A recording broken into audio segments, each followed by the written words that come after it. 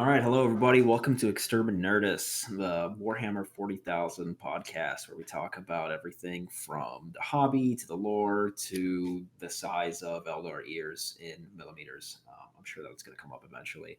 I'm Alex. With me today is our Warhammer lore expert, Shane. Hello. Apologies for last time. I've gotten rid of the demon that was possessing my voice. We should be good to go. And as always, the other demon possessing voice, Zach. If you use the Imperial system to measure your Eldar ears, you're trash. Don't talk to me. But, I mean, it kind of makes sense with Eldar since they're like, oh no. You're trash. Don't talk to me. We knew I was trash, Zach. This is not news.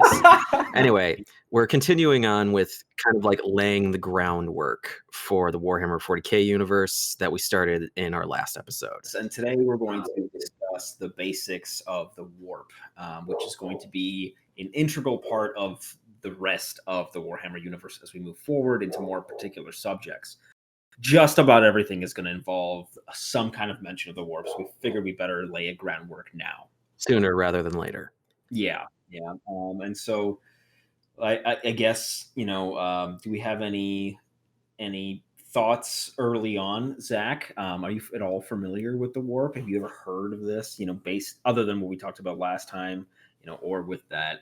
What is your current concept of what this is? Pretty much everything I know about the warp is from last time, supplemented by a little bit of reading about it.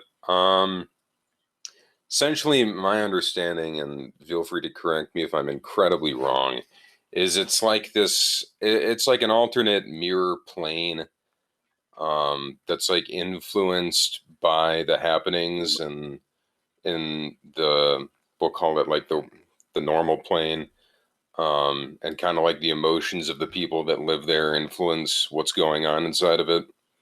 Yeah, that's pretty much the basis. That's a good nuts and bolts description. Yeah. And I guess what you would call it is, the mirror dimension is a really good way to put it, because it's a reflection of what's going on in reality. So in Warhammer, you're not like in Doctor Strange mirror dimension. Not a place where you can go fuck around. Although, depending on who you are, it might be a place to go fuck around. You got the balls and the power to do it. You can go fuck around in the warp if you can, get in contact with Slaanesh. Yeah, well, or an orc or something of that nature. But no, it's more of a mirror dimension in that it's parallel, and it's like, so if we live in the material world, the warp is the immaterial world. Yeah, that's described in the universe as material world and immaterial. Yeah, exactly. And so whereas our world is governed by space and time, that's what makes up the fabric of our reality. Those things are absolutely different concepts that don't necessarily mean anything in particular in the warp. No, they do not. Yeah, and so the warp has always been there, and it's essentially just energy manifested, right, in this realm. And as Zach said in his little basic description that we talked about last time, it's influenced by the emotions of living beings. Yeah, if you think of it kind of like an ocean, think of it like a pre-humanity ocean originally. It's clean, there's nothing in it, da-da-da-da-da. But then like kind of like our ocean now, it's got garbage and stuff in it that comes from humanity, but also other sentient races and their emotions and stuff as well. And that's kind of an analogy for the warp right there. Yeah, sort of. Although it's a bit more complex, but it's a good way to start looking at it. And a bit more complex could be the tagline for Warhammer 40k. Warhammer 40,000. It's more complex. It started off as very calm and tranquil because the universe was very calm and tranquil. And as more sentient species came around, more bad stuff happened. It reflected within the warp, and the warp became more turbulent, more violent. The creatures within it got more powerful, that kind of thing. And we're going to go over some of the ruinous powers first, when they came to be, why they came to be, and their effects within the warp itself. Right. And the ruinous powers, for those who may have listened last time or are otherwise familiar with the setting, big godlike beings that are out there in the warp. They're the biggest collections of energy, of manifest emotion that are so vast in their scope and in their presence in the warp, that they are, for all intents and purposes, gods of their own, domain. So the first one that we really see born is a god called Korn, and Korn is the god of war, honor, fighting, blood, that kind of a thing. This is seen in just about any kind of mythology, but he came to be manifested during, according to the lore, more or less during the medieval era when humanity was embroiled in Comment pretty much constant down below warfare. whose favorite cereal is cornflakes. Oh, sweet Christ. Korn is the god of all these things that have to do with warfare, but also in some respects murder and things like that. But not to say that these ruinous powers are necessarily aspects of evil, although they sort of They're are. aspects of ourselves that have been reflected into the warp. Humanity particularly is really driven, right? Like, we have all this ambition because we have these short lives, and so we have this bright flame in the warp. So more than other mortal species, very attractive to these demons. And So very easily corruptible in comparison. right, human beings above all else desire power, right? What was that, the intro to? Yeah, exactly. Like, most of the other races are really hard to corrupt for one reason or another. They are either super driven, they are super smart, they just want to feed, stuff like that. But humanity is one of the most influential within the warp, but also most influenced by the warp. Right.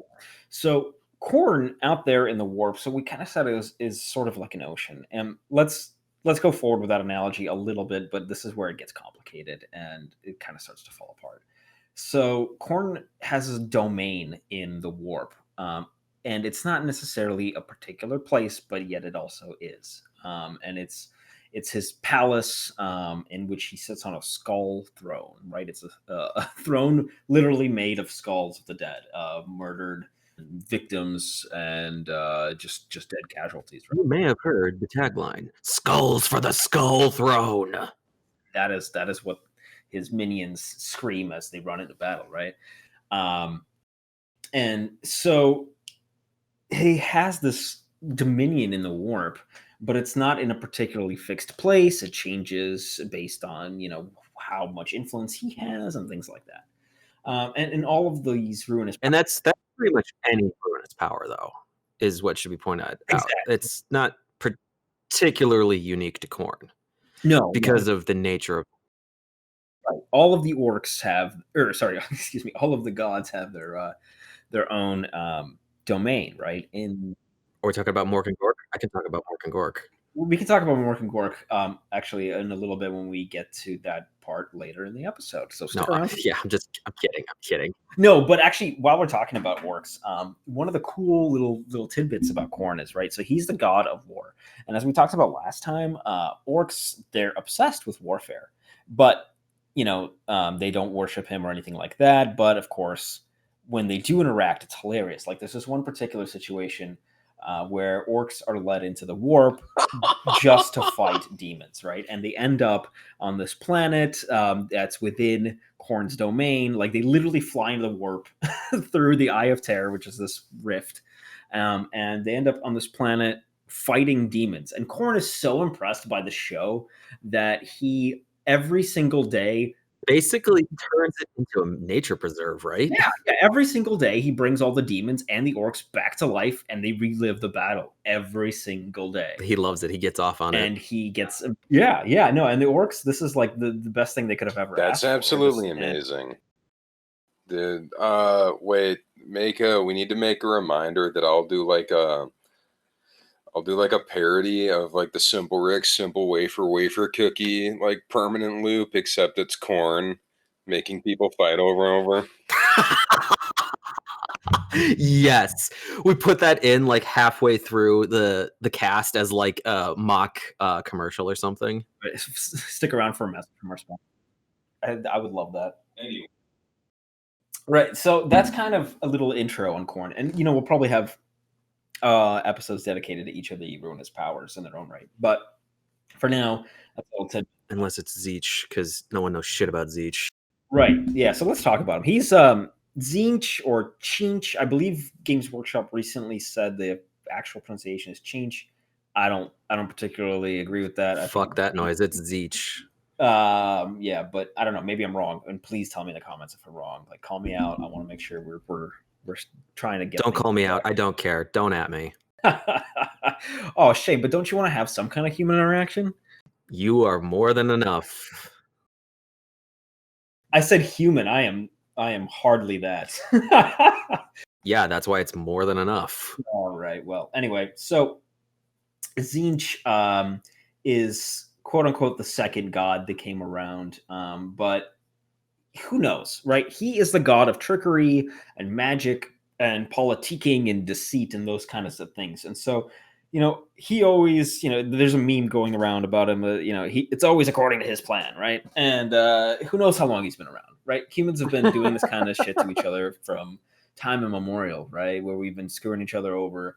But according to the canon, well, most of the sources, let's say, he agreed upon lore, more or less agreed upon lore. He came around also in this medieval period where humans really got into political machinations and things like that. But there's theories throwing back that he's been alive for eons and eons, and he just made himself known. That kind of stuff. I think I even seen a theory that like Zinch is the emperor. All sorts of crazy stuff when it comes to Zinch, just because he's, like Alex said, the god of trickery, planning, that kind of thing. Yeah, so he's also the god of sorcerers, right? Of magic, of psychers for the most part.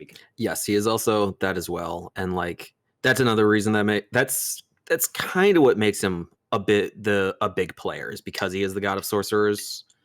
The other stuff you could attribute to another god, and it probably wouldn't be as problematic, but because he's the god of sorcerers, and as we explained last time, psychers are such a potent resource within the Warhammer K universe, and if they go crazy or lose control of their powers, etc., that makes Zinch that much more influential within the material realm.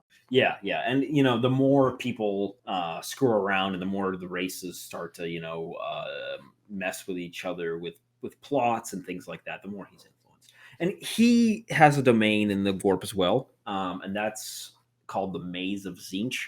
Obviously, it's a maze, a labyrinth, if you will. Is there a Minotaur somewhere in there? You know what? Probably, knowing Zinch, I would not be surprised. There's probably a Minotaur, but there's also not. It's like Schrodinger's Minotaur, but it's like Zinch's Minotaur. Schrodinger's Minotaur. I love it. Well, actually, I believe according to the lore, the maze of Zinch changes and is constantly shifting, right? Based on Zinch's whims. And if he wants you to succeed, you might, and then you'll find him. And so it's kind of like the Maze Runner maze then. Actually, I don't think I'm familiar with that. That's okay. The trilogy ended like crap. It doesn't matter. Oh, yeah. Well, I'm sorry. Anyway, so Zinch is a big player, but unfortunately, there's not a ton of stuff about him because of the nature of his domain. Any story involving him in great detail has to be full of plot holes. It's just there's no way around it because it's so convoluted, timey-wimey, Jeremy Bearimy kind of stuff. The closest we get to understanding Zinch or having a solid connection to him is actually through one of the fallen Primarchs, Magnus the Red, and his Thousand Sons, because they are actually followers of Zinch. But that's as close as you get. Is a secondhand stuff, and that's how Zinch likes it. He kind of, yeah, exactly like Shane said. It's a situation where he wants it to be. You never know if he's acting or if someone else is acting on their own, or if he's making them do it. So the third god to be born after that is Nurgle. Papa Nurgle. Yes, often referred to as Papa Nurgle. Papa Nurgle or grandfather Nurgle. He, by and large, is considered one of the more benevolent of the gods, I suppose. Nurgle is love. Nurgle is life. That's not exactly right, but he is green. He is green. Shrek is Nurgle confirmed. Oh man, that's spicy. But Nurgle is. I don't want to think about that. Nurgle, yeah, he's the most active in his followers' day-to-day lives. he actually likes taking interests in them and what's going on with them and that kind of stuff. So basically, Nurgle is the god of plague, disease, death, and rebirth. Lives in, now this is going to get complicated. He lives in the Garden of Nurgle. I know, complicated, but I think you guys can. I think the audience can get it though. Wait, why is it called that?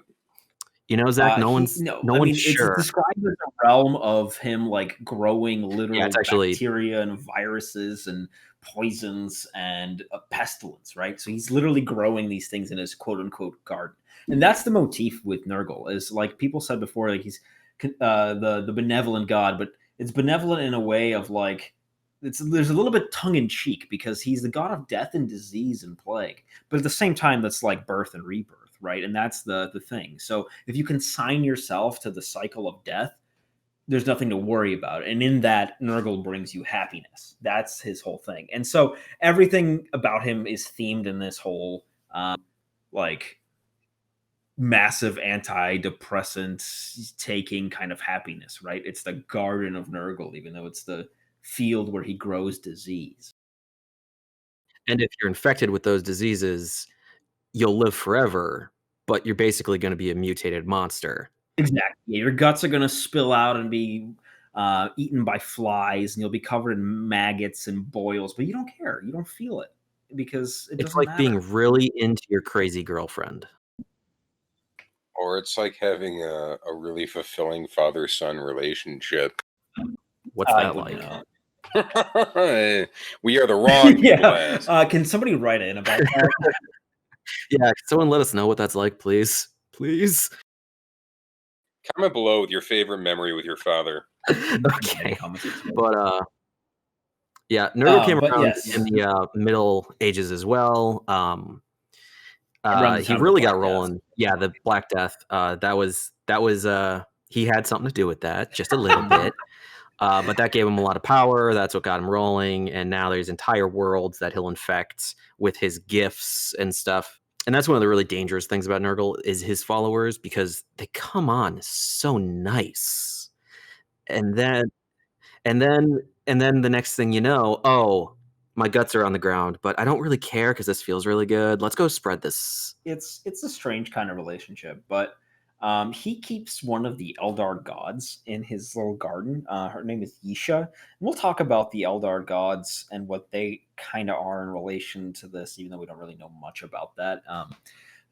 Games Workshop hasn't particularly been too vocal about it, but he keeps one of the Eldar gods in his garden, and he tests his plagues and diseases on her constantly. Like she's essentially trapped and is being experimented on constantly, and it's fucked up.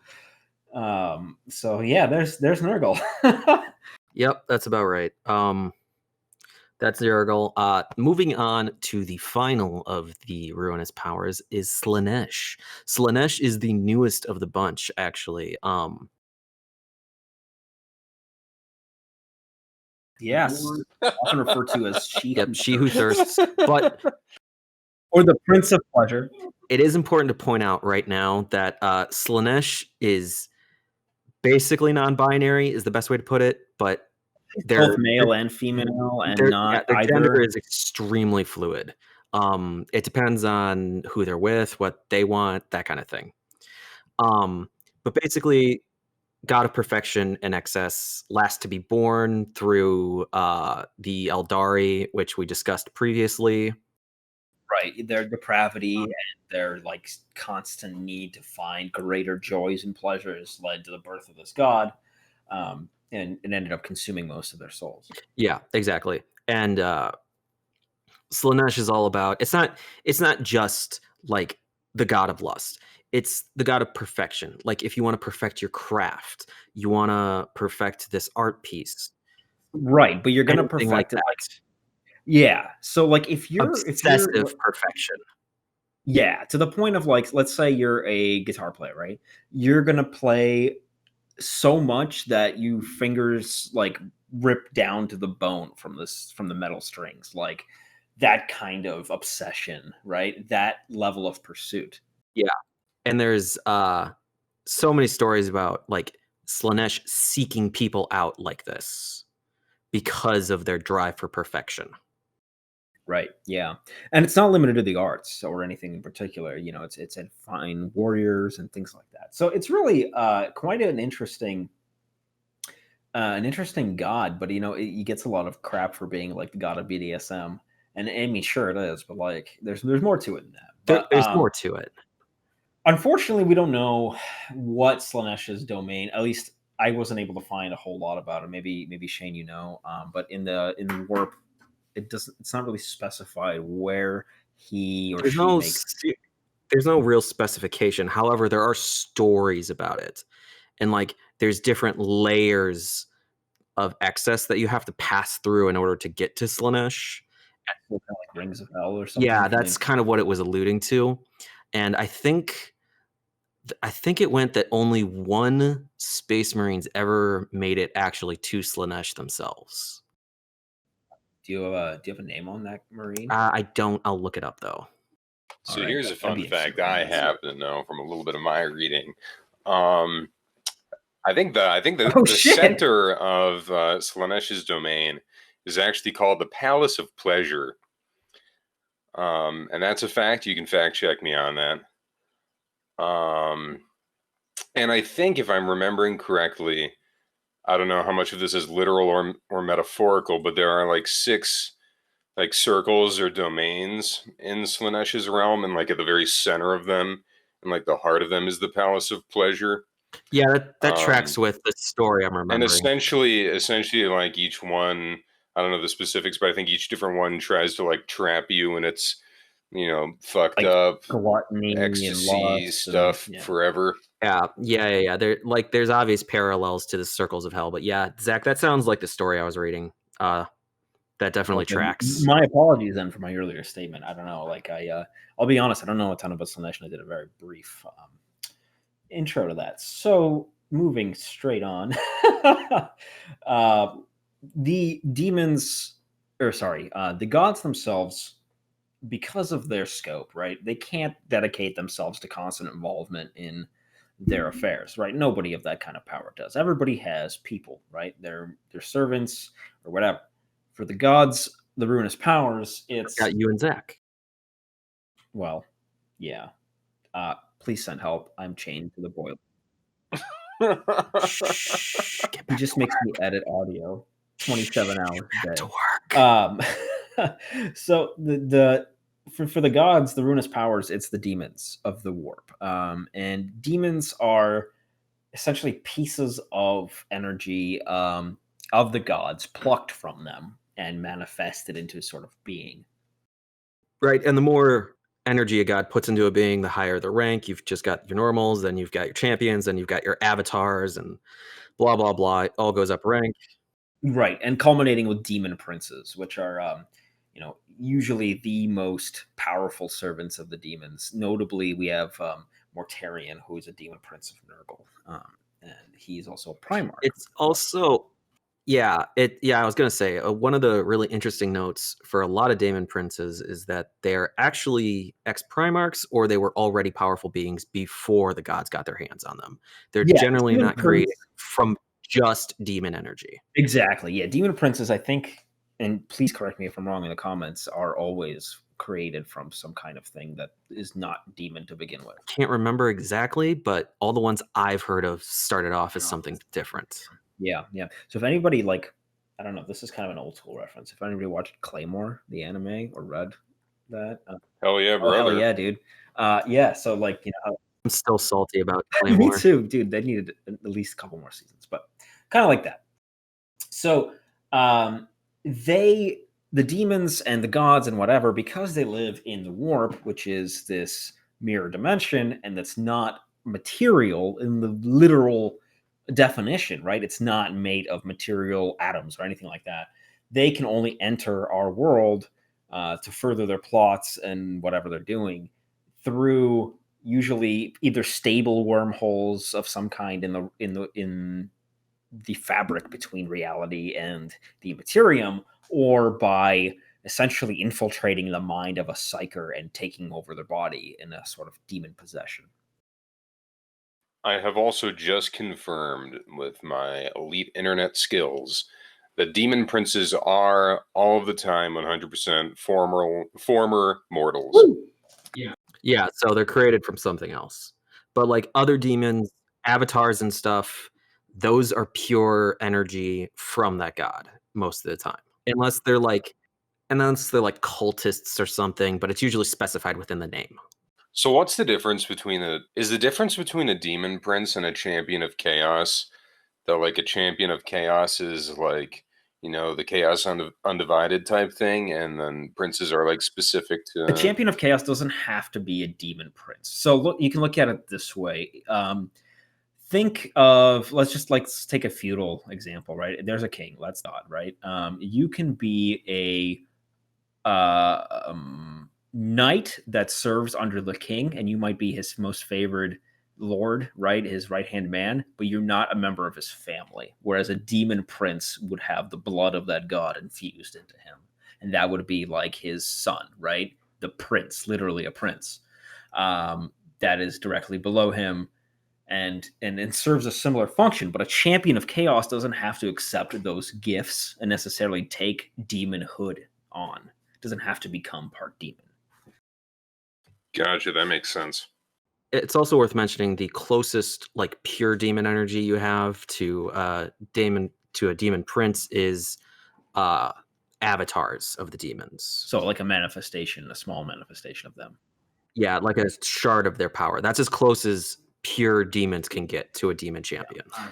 Demon prince, my bad. Yeah, and we'll talk about one demon prince, or sorry, not a demon prince, one champion of chaos in particular here shortly. But that kind of leads us into our next section, which is humanity and the warp.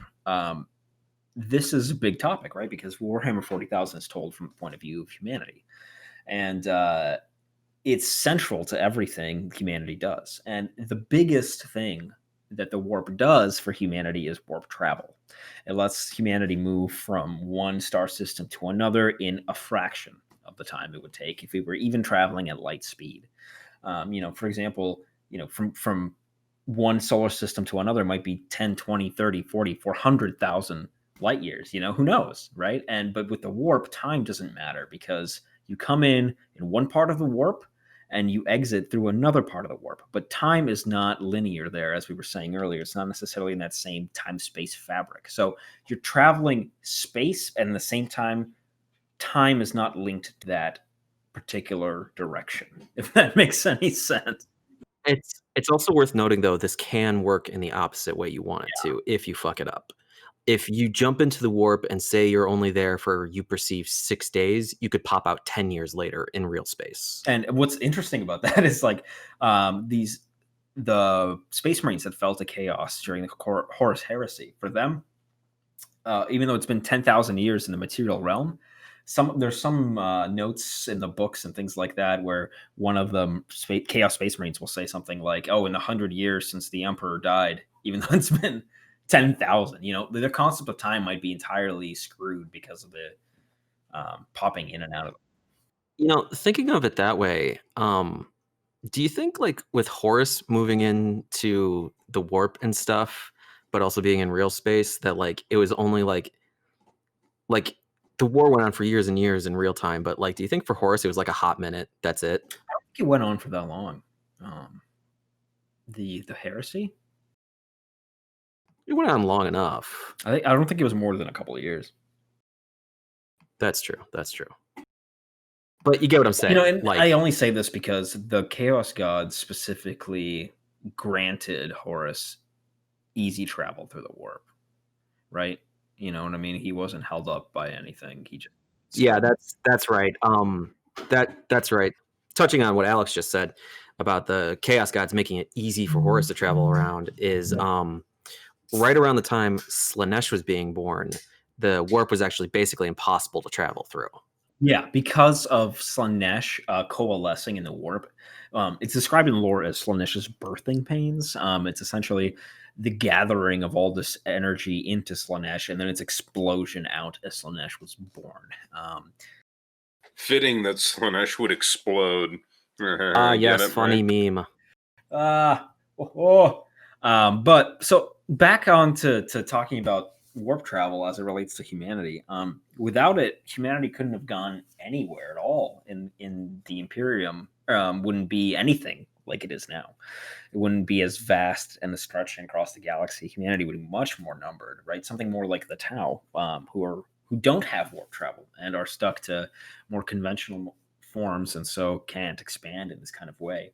And it's theorized that the Emperor, when he was kind of in the shadows in the thousands of years that he was doing his own thing, secretly created what's known as the warp engine. And this is the mechanism by which humanity travels the warp. Which is not your friend, by the way. They are incredibly dangerous pieces of technology. To refuel these things, there is quite literally people dying to do it, because the process is so dangerous. They voluntarily do it, don't get me wrong. They're happy to be melted down to sludge by radiation, but that's how dangerous and unstable these things are. At the point of a commissar's last pistol. I'd rather be shot in the back of the head personally than melted by radiation, but that's just me, personal preference. Yeah, that's true. So and these engines, what they do is they rip a hole in the immaterium, and then the spaceship goes inside of it and travels for a length and comes out and makes another hole, in warp into reality, and comes out the other end. And they're able to do this because of something called the Geller field. And what it does is essentially takes a pocket of reality from around the ship when it engages the warp drive and brings it with it into the immaterium, and so creates essentially a bubble. So imagine a spaceship floating inside of a soap bubble, right, through the air. Yeah, and what happens when the Geller field fails is basically, if you've ever seen Event Horizon, that's what happens. I mean, that movie might as well be set in the 40K setting. It may as well be like our first traverse into, and a lot of Warhammer 40K fans, myself included, consider it part of the universe as like humanity's first foray into the war. For the uninitiated, it's basically, if the Geller field fails, the craft is immediately assaulted by the demons in there who want to get at the souls of the humans, right? Of the people who are traveling through the warp. And so it's pretty much guaranteed death. If your Geller field fails, demons will rip in and consume unless you're orcs. Unless you're orcs, who will be just so happy that they have someone else to crump. Yeah, orcs will purposely turn Geller fields off because they're out of their damn minds, and I love it. Yeah, and the Geller fields, this is like a human technology, right? And so others have other ways of dealing with this, but for humans, it's the Geller field, and it is key to travel. Just like without it, that it's instant death. And so, speaking of this, getting through the warp by tearing holes, how do you know where to go? Right? Is the question. If it's all a giant mess of soup, and one end doesn't necessarily have to come out somewhere else. Well, right? like all the other problems in Warhammer, we solve it with psychers. Right, and namely the Emperor. So he uses his willpower. He has since the basically the beginning of the Imperium to project what's known as the Astronomicon, which is a concentrated beam of light. Psychic. It's a lighthouse. It's a psychic lighthouse. Yeah, it's not visible to naked eye. In fact, it's not even visible to most psychers. So another key part of this is something called the Navigator. These are human beings who are mutants. This gene exists in them that doesn't exist in other human beings, and it gives them a third eye on their forehead, which can literally see into the warp. And this is another example of a job that only a mutant or psyker can do. And the only reason they're sanctioned is because they absolutely need these guys to function. If they weren't useful, they would be killed. And like, it's crazy. It's a little off track here, but like these navigators, they're grotesque. Like by the end of their life cycle, which is much longer than normal human beings, they look like armadillos shedding skin. Like they look disgusting. They have long fingers. They look like me after a night out drinking. Okay, that's pretty spot on. Thanks, buddy. Love you. No, but so these navigators are pretty much disgusting mutants, but they can literally see into the warp, and so they can guide a craft, thus their name, navigator, right through the warp by navigating from this astronomicon, this psychic beacon, psychic It's also lighthouse, worth right? noting, though, that the navigators are just as vulnerable to the dangers of the warp as any other psyker. Right, but they are far more Yeah, trained, they've got a lot more because training, they've been exposed to the warp a lot more, they're a lot more used to the environment, but they can still be possessed, killed, all that good stuff by the demons. and they interesting fact about navigators is if a regular human being, like if you look into their eye, the understanding is that you literally see the warp, and it's so incomprehensible that anybody who's ever done it just drops dead instantly. Their mind shattered. Yeah, yeah. Third eye blind, man. And so navigators always keep their eye hidden, and they usually with a headband or a hat or something of Well, that I mean, I nature. would imagine that even, I mean, normal people probably don't even know they exist, right? They know that they're out there, but they've never seen them because they always stay in what's called the navigator sanctum on the ship, and they basically, because of their grotesque mutations, never leave and only see other So if navigators. people don't know, if like the average person doesn't know about the warp, right? People know that there's the warp. They Or know do that there's they? the warp, But they but don't they know don't know about about chaos. chaos, Yeah, right? exactly. Oh, okay, I understand. Yeah. So they know that we need them to travel the warp, and they even have their own member on the High Lords of Terra, and they have their own palace on Terra, where their leader lives, and their clans kind of hang out. And it's actually we're gonna have to do a whole episode about navigators because they're essentially like royalty, and they have houses, and it's like Game of Thronesian where they like kill each other for stuff. It's pretty Yeah, cool. it's very political within the navigator society itself. Well, kind of really any faction. Yeah, yeah. I mean, Warhammer is about more than war, even though it's really only about war. It's intensely political.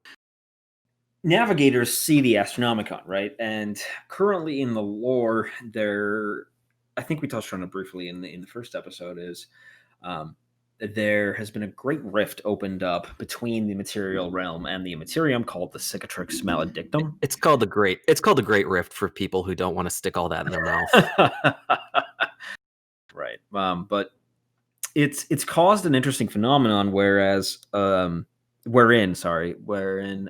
those who are on the far side of it from Terra can't see the Astronomicon, and so this portion of the Imperium has been called the Imperium Nihilus, and it's essentially cut off from the light of the Astronomicon. They aren't able to really make any kind of large warp jumps. I mean, their computers can calculate a 5 light year jump. That's what you can do without a navigator, but that's not a lot at all, you know. So, in the scope of the galaxy, It yeah, it's faster than if you were just to cruise it not using jumps, but it's not great. Then moving on, since we talked about the navigators, let's move on and get a little more in depth with psychers. Now, we've talked about psychers a bit in the past and basically how they get their warp, all that good stuff. But basically, there's a bunch of different classes of psychers depending on what their abilities can do. We'll get more into that later. But they're essentially a constant threat to humanity. One of the tenets of the Inquisition is burn the witch. They're talking about psychers. yeah, they're not talking about literal like demons or anything like that. They're talking about humans who can use Right. magic And things. the thing with Psychers, psychers right? is if you're a psycher, you want to become a sanctioned psycher. You want to work for the Imperium. Otherwise, you're going to be hunted down and killed. There's no in between. It's as simple as that. Yeah, exactly. Because either you hone your power in a way that the Empire, Empire, Star Wars is on my mind, I guess. If you hone your power in a way that the Imperium is okay with, or you present way too much of a threat as being a gateway for demons. So you're either going to die or you're going to get shanghaied into service. Yeah, and that's one of the biggest issues is the varying power levels of psychers is theoretically all psychers are at the same power level. It's how well the psycher can control more and more and more power. that puts them on different levels. Like a very low level psyker still has access to the same amount of power as a high level psyker, but if they were to access it, they will be possessed, and then demons are going to come through into the material plane and start killing people. Yeah. So think of it like, I guess we're gonna do water metaphors today. Think of it like a sink, and a faucet, right? So if the psyker is naturally, for whatever reason, just less capable and weaker, they're going to have a much smaller basin in which to collect the water. So if you open the tap all the way, it's immediately going to overflow and you're going to have a problem. Whereas if you're more capable psyker, you have a big tub, right, that you can fill with psychic energy before. Yeah, exactly. It's like having a wine glass versus a pitcher. And so these psychers are identified as early as possible. And when they are, the planetary governors essentially have to keep a record of anyone who's potentially a psyker. And every once in a while, these things called the black ships come flying in. And these ships are piloted by women called the Sisters of Silence, who themselves are what's called a psychic blank. So they have absolutely no presence in the warp, and more so, that presence is not immediate to them. It projects around them to a certain degree, and so anyone within this sort of bubble is nullified. No psychic power can manifest with Sisters of Silence present. Yeah, and in Warhammer, everything usually has some sort of hard stop. This is the psyker Yeah, hard and stop. so these women are piloting the black ships because they nullify all of these potentially untrained psychers. So dangerous psychers on board. yeah, exactly. And what the black ships do is they basically go around and collect psychers. And what the ultimate goal of the black ships is, like everything else in Warhammer, fucking horrible. So one of the things to keep the Corpse Emperor alive and all corpsey is that he needs a sacrifice of 1,000 psychers a day, and to absorb their life force so that he will continue living. And that's what the black ships are for, collecting these psychers. If you're not being used in the Imperium, but you're not strong enough to present a threat at the moment, and you're just recorded, the black ships come, they collect you, they take you to Terra, and you're sacrificed. Well, they do more than that. So like they primarily house those people, but they also that's their most popular thing. Yeah, but they take all of the psychers, right? And so all of the ones, even the ones that are going to be sanctioned, get taken by the black ships, and then they get split off later. Those who are going to be trained as some kind of sanctioned psyker are usually taken to the Schola Progenium, which imagine it like a West Point for psychers. So that's where you train inquisitors, you train commissars, you train sanctioned psychers of various kinds. You train all of these people to harness their abilities. Those are going to be the ones that go to the Schola Progenium are going to be the ones that are the most trusted and have the most control. The other ones, the weakest ones, will probably just be sacrificed, like Shane said, but some of the stronger ones or middling ones are going to end up possibly doing a countless other tasks, such as being an astropath, which is, like your psychic radio beacon, right? They essentially project messages from planet to planet psychically. And so the black ships, they gather up all of these and test the psychers while they're en route. And the black ships are not a nice place to be, by the way. It's not like a cargo ship or anything like that. It's an awful fucking place to be. Period. Yeah, it's brutal. It's going to push you to your absolute limits, because if you're going to break and start a demonic possession, it better be there where they can nullify it with blanks and things like that. So the Imperium is clearly massive, right? There's an astronomical, pun intended, number of people in the Imperium. Millions of planets. Yeah, like uncounted trillions of humans. So I suppose then that I guess 1,000 psychers a day sounds like a lot more than it is then, right? In the grand scheme of things, no. But if you're sacrificing 1,000 people a day in the same spot, the Emperor's got a lot of blood at his feet. So is being a psyker at all like hereditary, or is it entirely random? Or do they truly just go around collecting anyone that is a psyker, or do they like I don't know. It sounds terrible, but I mean, the Imperium does terrible stuff. Do they like farm psychers? Do they like have? Do they like literally take like is a human is a psych if a psyker and a psyker have a child, is that child likely to be a No, psyker or no. not? I guess So my so question. psychers are No. completely To random. my knowledge, there's no there's no kind of psyker Yeah, farm or anything like not that. only Like Alex just said, it's completely random. yeah, But there's so many people that they can just continuously right, harvest. exactly. Like, don't get Essentially, me wrong, a psyker is 1 in a million, but when there's uncounted numbers of humans, there's plenty. Yeah, trillions. and they're not genetic, right? So no Punnett square is going to find where your psychers are going to be. So they're completely random, and not only are they completely random, their scale of power is completely random.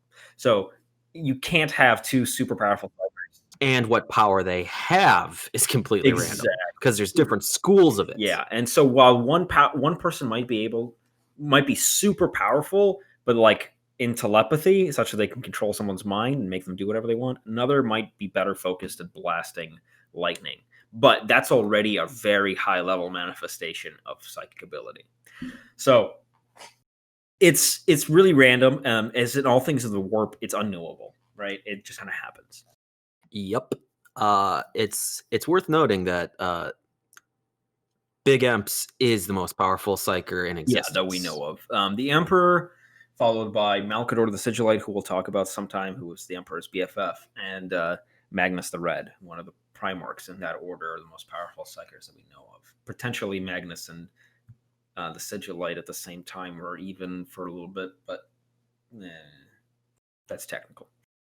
I think the Sigillite has more impressive feats under his belt by then. He's just a normal human being who lived for a couple thousand years. Yeah, it's pretty awesome.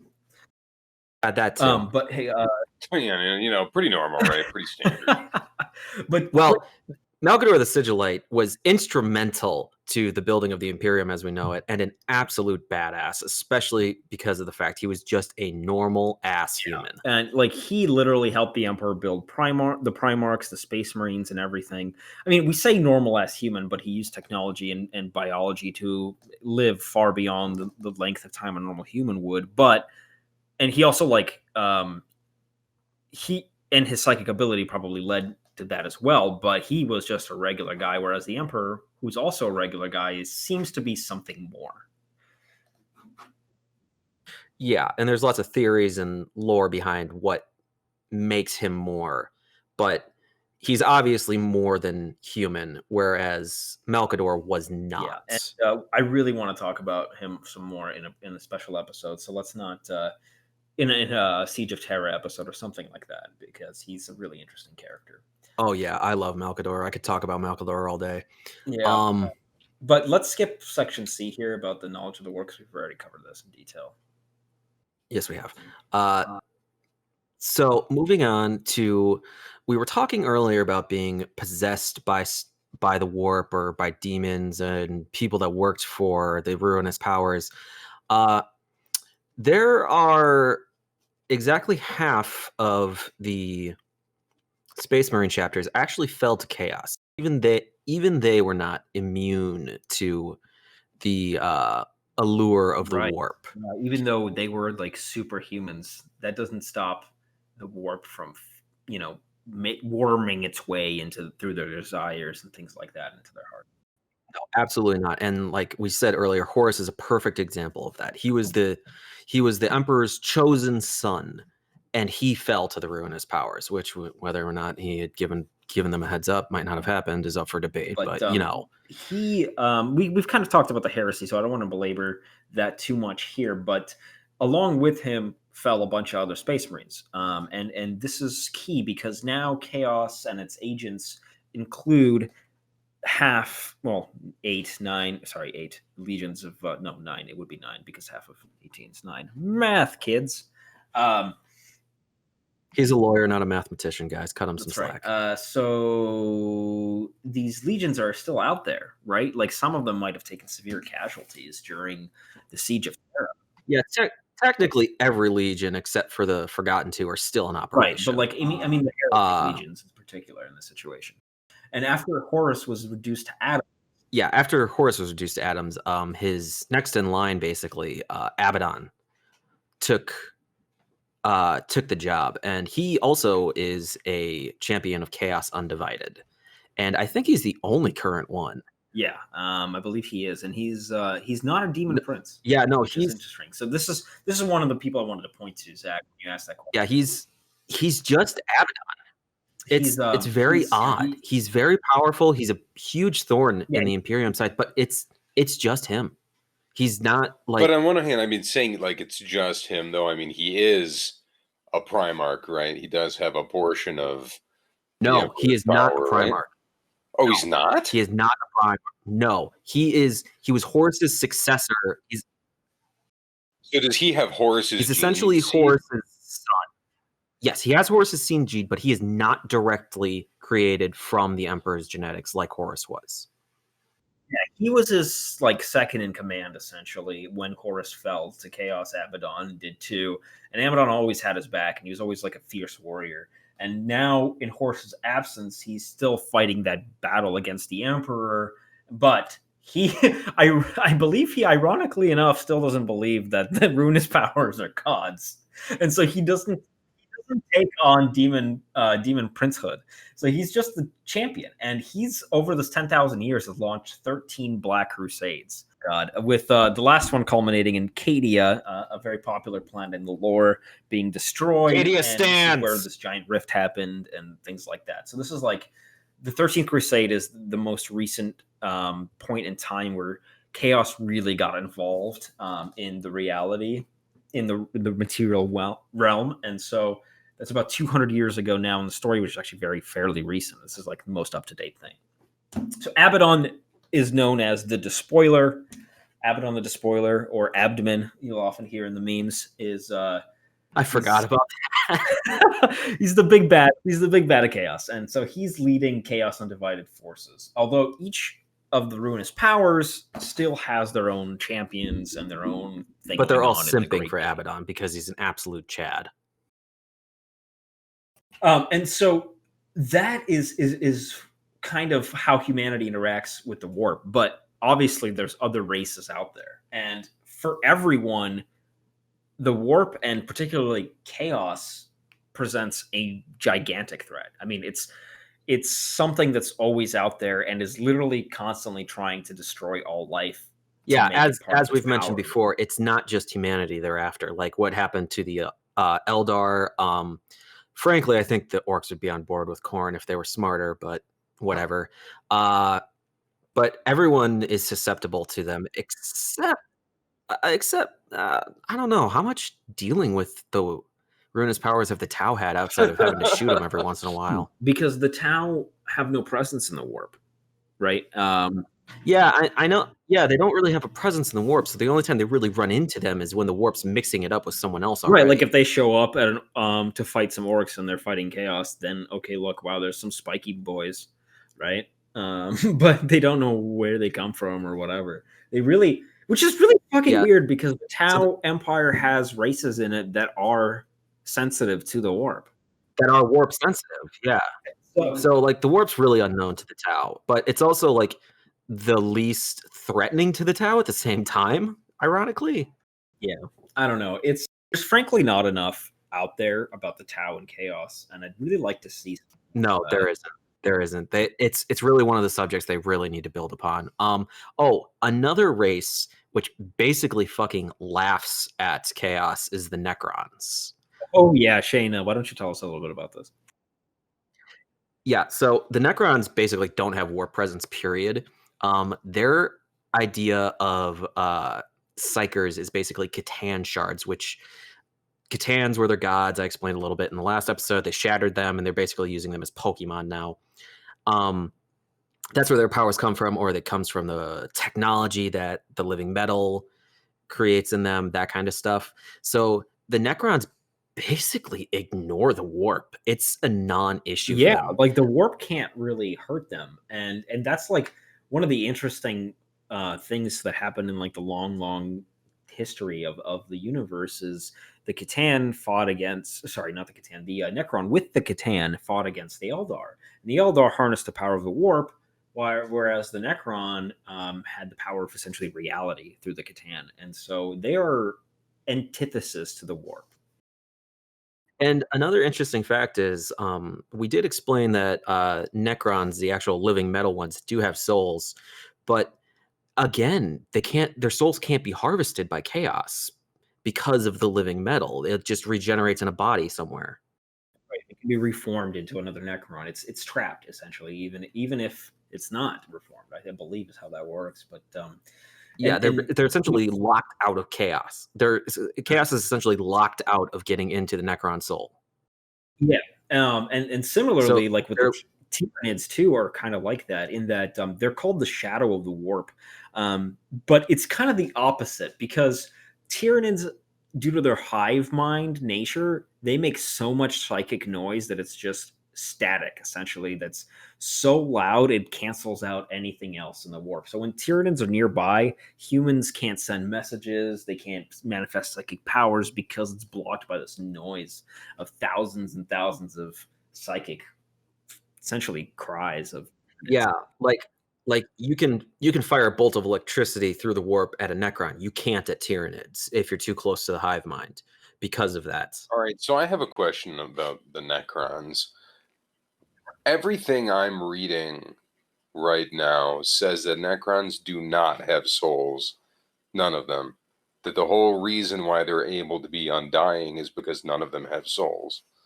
So that is the old law. That's technically correct. I'm referring to souls as kind of like the Personality, brain of the person conscious. that got Yeah, this. so Yeah, I know that like the that more got melted powerful down and Necrons put into are it. sentient and are They technically, you're right. They technically don't have souls, but basically what happened is the soul and the personality of the person basically got reconfigured into an operating system for a Necron Yeah, warrior. Is what don't happened. worry, guys. We'll So fix this up in post. when we're referring to a Necron soul, we're really referring to the operating system that was created by feeding the soul through the process of creating a Necron. so Called the would it then be reasonable to assume that, chaos sensitivity or warp sensitivity, anything like that, requires a soul? The reason why they're not able to yeah. harness any of that is because they don't have souls as other life forms would. Yeah, exactly, which is the same reason what. That's part of it. Yeah, and I mean, like, Tau for the same reason, like, their soul is just doesn't make enough of a light in the warp, essentially. It's not bright enough in the warp, and so, like, it's too small. And so they're not targeted by them either, and it's the same thing with Necron, where they have no warp at all. So Is being too small something you're familiar with, Alex? I don't know, you'd have to ask your mom. Bro, that's true. Get tested. That was savage. There was absolutely no delay there. I love it. But anyway, You wanna bring this shit into my house? circling back to other races and their relationship to the warp, going towards the orcs, they have one of the most interesting relationships to the warp, in my opinion. The orcs, there are some orcs that can be psychers. They're called weird boys, but there is basically there's basically a psychic field that every orc generates, and the more orcs you get together, the stronger the field gets. And then when you get a boss, a war boss, and he tells the orcs something, and if they all believe in it hard enough, it will happen. Sort of. Yeah, I mean, this they create this field called Wa energy, essentially, right? Like, it's almost warp energy, but it's not. Yeah, basically. Yeah. That's correct, Zach. But yeah, but like the Wa energy basically ships that have no business fucking flying through the warp, they'll fly through the warp no problem because of that Wa energy. And it's really interesting. The weird boys, the Wa energy is so chaotic, even more so than normal warp fuckery. It's so chaotic that the weird boys get this buildup of Wa energy, and if they channel too much power, their heads literally explode, and that's called Ed Bagging. And so the weird boys are like. So I actually did a little bit of reading about this on my own time because I was curious about how it works. So I'm somewhat familiar with Wa energy.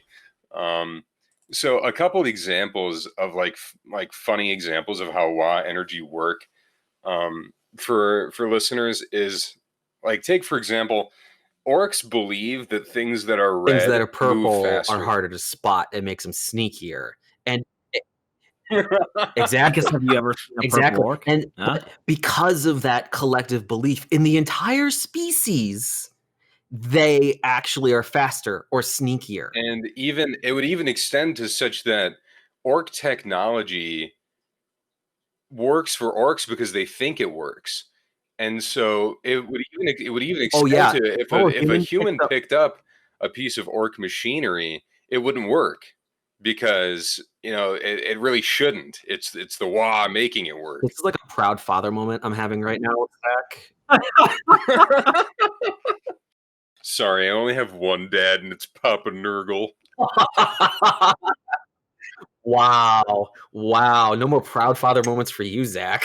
I already have the proudest father there is. Papa Nurgle doesn't count. Speaking of orcs, like that raw energy understanding is kind of how it's been forever. But lately, Games Workshop has been writing it as their genetic memory allows them to do things without really knowing how they work more so. But it's still a point of contention within the board. So yeah, it's don't still a point of completely contention, destroy us. and there's also like the whole they're the antithesis of the Eldar because of the old ones kind of thing, and that's why they're fungus and the genetic memory and da da da da da. We could talk for literal episodes about the orcs, which we will, but Yeah, absolutely. I think we'll have to have Sarah guest star for that one. yes, absolutely. Yeah, my fiance Sarah plays orcs, and it's a treat. So we'll have her on. We'll have Sarah on. We might have, if we do multiple episodes, we might have to have Chris on too. Definitely having Chris on soon. But so basically, that is the warp. And so next time, I think we should really discuss. Wait.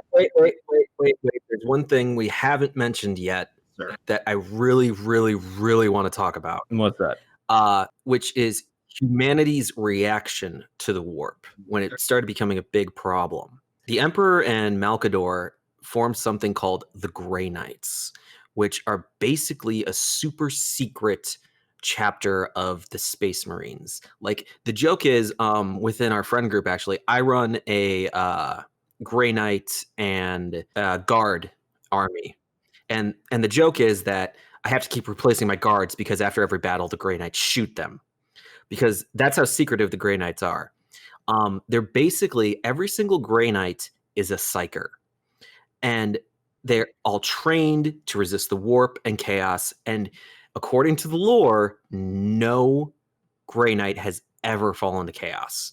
But 10,000 years, not a single one. But they're super secretive. Their numbers are super small, but they are extremely powerful.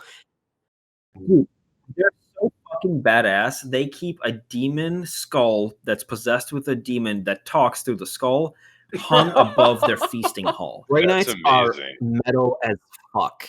And also, the other thing that the Grey Knights have going for them that most other Space Marines don't have going for them, which is arguably one of the reasons they don't fall to chaos, is that their gene seed isn't engineered quite to Primarch standards, but all the gene seeds within the Grey Knights basically come directly from the Emperor. They're recruited like other ones do, but let me put it this way: the casualty rate is much fucking higher, and it's also a lot harder to even get picked to be a Grey Knight because you need to have latent psychic powers to start with. But that's a whole other episode, which I will do most of the talking because I fucking love the Grey Knights and how metal they are. They're amazing. I believe they're on Titan, right? Yes, And I think they're on Titan. They were actually in a reality bubble for a while when they were forming it, because what happened is the Grey Knights were formed actually very, very late in Imperium history in comparison to the other Space Marines. They were actually basically right around the Horus Heresy, and what happened is basically Malkador put Titan in a bubble of reality and shoved that into the warp so that they could use the warp's time dilation to their advantage. And after like a year or two in real space, they came out, it had been decades, and they built the Grey Knights up to where they needed it to be. But Alex, you're not completely wrong about the Grey Knights recruiting from other chapters, because the original founders were recruited from other chapters. So that's the basics of the warp and how it's really coming into play in the universe right now. So yeah, that's kind of the basic picture of how the warp interacts with most of the factions. Yeah, and kind of the basic right picture of Warhammer 40K that we want to give you guys. But like we said earlier in the episode, it's a bit more complicated. But as we get into different subjects, we'll get into the nitty-gritty and how stuff relates to one another and give you primers as we need. We're not going to just completely unload on you. Right. Yeah. Although those of you, it's one of those things where, and this is how I always describe it to people. It's like, I'm one of those people who likes to process information as I receive it, right, and like file it away. But with Warhammer, it's like you gotta absorb a bunch of it, and then you can start. Yeah, exactly. You've got to have a huge base of information in order for other stuff to make sense within the universe. And that's one of the reasons we started with these 2 episodes, because we wanted to give you guys the base for all the newcomers. And if you already know about the hobby and Warhammer and stuff, you probably skip these anyway. But we just want to give you guys a gentle barrier to entry to kind of introduce you guys to what's going on, where the universe currently stands, and how everyone kind of interacts with each other. And so next time we're going to talk about how this translates to the tabletop. We're going to talk a little bit about the hobby, and that being both the painting, building, playing Warhammer, as well as the books, the games, that kind of stuff. Yeah, just generally how the lore kind of comes out in the games. And Alex and I are both, we play different factions, so we'll be able to kind of give you an overview of quite a few, actually. And like what their kind of builds look like and whatnot, and kit bashing and stuff like that, and high-end painting. That's right. And my loaded dice. You don't remember my loaded dice, Alex? Oh, God damn it. Yeah, no, you're not bringing. They're not actually loaded, folks. They just roll really well. No, they're loaded. No, they're loaded. They're not loaded. They're not loaded. But yeah, and as Alex was saying, going forward, we'll probably have some guest stars here and there. Well, not stars, but guests here and there. To help us, depending on what topic we're talking about. Yeah, exactly. Yeah, like we'll probably bring in our buddy Chris for probably the hobby building, at least. He's pretty knowledgeable in lore as well, and we'll if some of our friends who play various races we'll bring in and things like that. So people in the know will try to get on here. But as we move forward, like Chris is definitely our Space Marine guy, right? He's good at playing those guys. But as we move forward, throw some stuff down in the comments. Like, let us know what you want to hear about when it comes to the lore or the hobby or Warhammer 40,000 in general. But yes, absolutely. If we don't know about it, we'll research it, because we love learning about it right alongside Zach. And I speak for Alex and myself. We both love reading up on basically anything Warhammer. Yeah, I will spend 1,000 hours clicking links on Lexicanum until I'm so deep in a hole that I don't know what reality is anymore. So could you say you accidentally stumbled into the warp, Alex? That would be heresy, so I would not say that. You almost had me there, Inquisitor. Almost. It's funny because you like to play Inquisitor type characters. It's my jam. I get a big heart on for enforcing the Emperor's rule. But all right, guys. Thank you for joining us for ExtermiNERDus. Next time we'll talk about the hobby. Later.